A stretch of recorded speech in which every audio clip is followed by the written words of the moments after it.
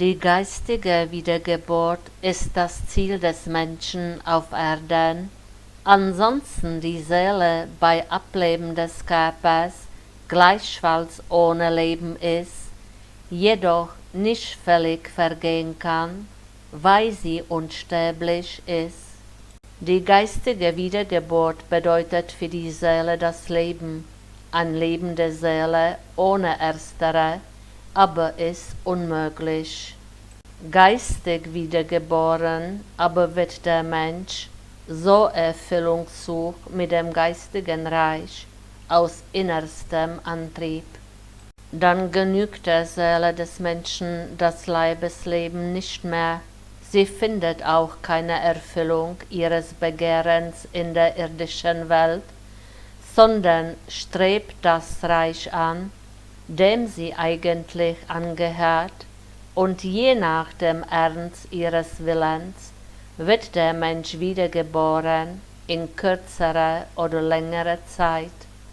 Zur Wiedergeburt des Geistes ist unbedingt nötig ein Wirken in Liebe, denn diese erweckt den Geist in Menschen zum Leben.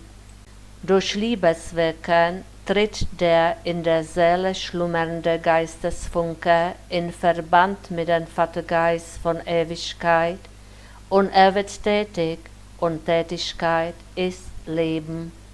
Gibt der Mensch durch Liebeswirken dem Geistesfunken in sich die Möglichkeit, tätig zu werden, so ist er auch schon wiedergeboren im Geist, und er kann dann nicht mehr in den Zustand des Todes zurücksinken, denn der einmal erwachte Geist lässt ihn nun nimmer aus, er wirkt ständig auf die ihn umgebende Hülle ein, das heißt, er beeinflusst die Seele und durch diese auch den Körper des Menschen und treibt ihn an zum Liebeswirken und dadurch zur Aufwärtsentwicklung der Seele.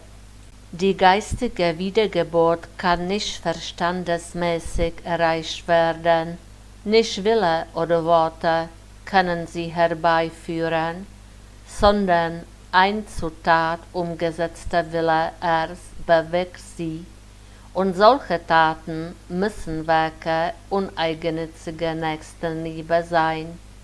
Nur durch die Liebe erwacht der Geist in Menschen zum Leben, nur durch Liebeswirken tritt er in Aktion, und also kann die Seele nur durch Liebe zum ewigen Leben gelangen, das Folge der Wiedergeburt des Geistes ist. Wer aber die Liebe hat, der lebt auch in ständiger Verbindung mit der ewigen Liebe, und also wird der Vatergeist von Ewigkeit auch ständig auf den Geistesfunken in Menschen einwirken. Es wird die ewige Liebe zu sich ziehen, was zur Liebe zu formen sich bemüht. Und dann gibt es ewiglich keinen Tod mehr für die Seele. Dann gibt es nur Leben, das heißt unausgesetztes Tätigsein in Kraft und Licht. Dann ist die Fessel des Todes gelöst, dann ist der Tod überwunden. Und so wird ein im Geist Wiedergeborener auch niemals den Leibestod fürchten, denn seine Seele weiß um die Vergänglichkeit alles Irdischen, wie auch um die Unvergänglichkeit dessen, was dem geistigen Reich angehört. Sie fürchtet nicht das irdische Vergehen, weil ihr das ewige Leben sicher ist. Sie glaubt nicht nur an das Leben der Seele nach dem Tod des Leibes, sondern es ist ihr zur festen Gewissheit geworden, weil der zum Leben erwachte Geist sie belehrt, weil er ihr ein Wissen vermittelt, das ihr tiefste Überzeugung gibt. Ihr Glaube ist sonach ein unerschütterlicher geworden, denn den Beweis trägt sie in sich, denn in ihr erwachten Geist der Anteil ist des ewigen Vatergeistes.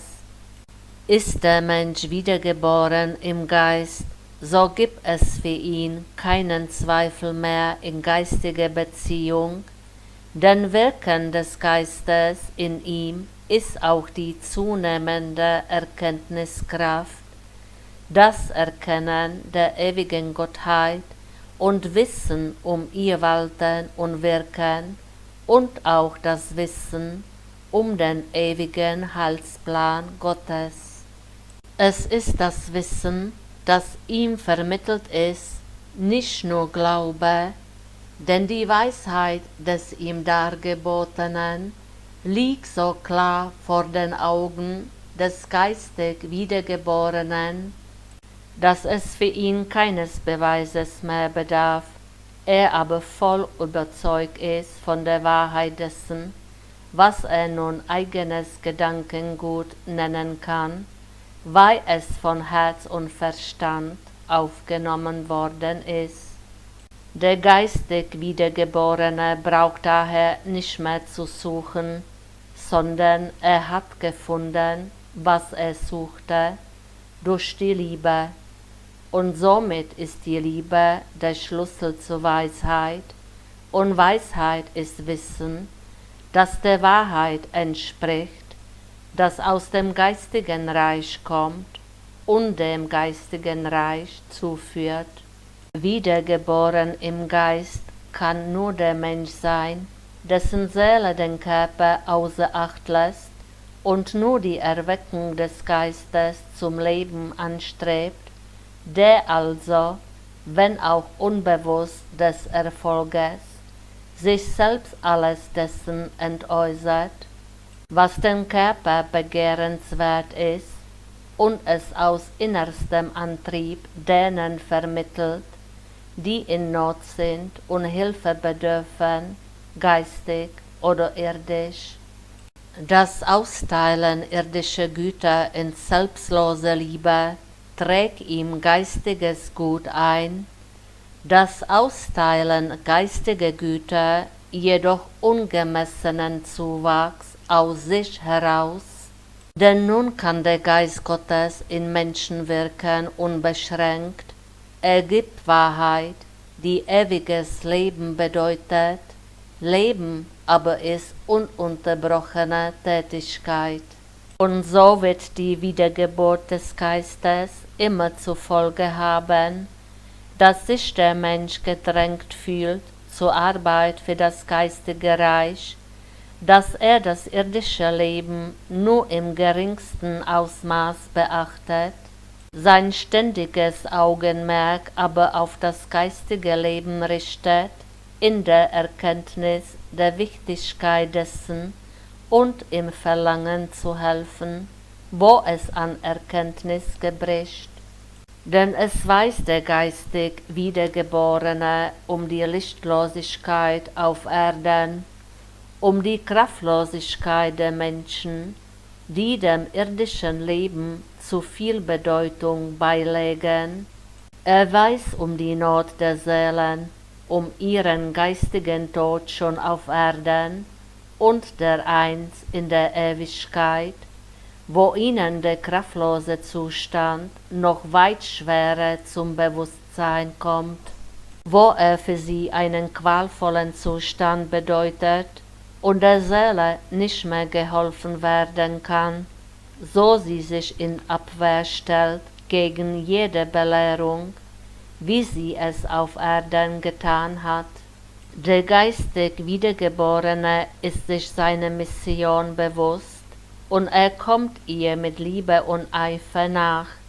Er strahlt Licht aus, und wohl dem, der sich an diesem Licht nicht ärgert, wohl dem, der achtsam ist auf das Leben dessen, der ihm Licht bringen will, der auch ihn zum Leben zu erwecken sucht. Die Wiedergeburt des Geistes wird an jeder erkennen, so wie sein Blick nur geistig gerichtet ist, denn wahre Weisheit wird als solche erkannt von jedem Willigen, weil, wo der Wille ist, auch des Geistes Kraft zu wirken beginnt. Erweckt den Geist in euch zum Leben, und ihr habt das Ziel auf Erden erreicht, das euch gesetzt ist von Anbeginn. Ihr geht reich an Kraft und Erkenntnis ein in das geistige Reich, so wie sich die Seele löst vom Körper, und ihr lässt nur die unreife Materie zurück, die sich noch nicht vergeistigt hat auf Erden. Ihr selbst aber geht entfesselt ein in das Reich selige Geister, und nichts mehr ist euch hinderlich, zu wirken und zu schaffen in rege Tätigkeit.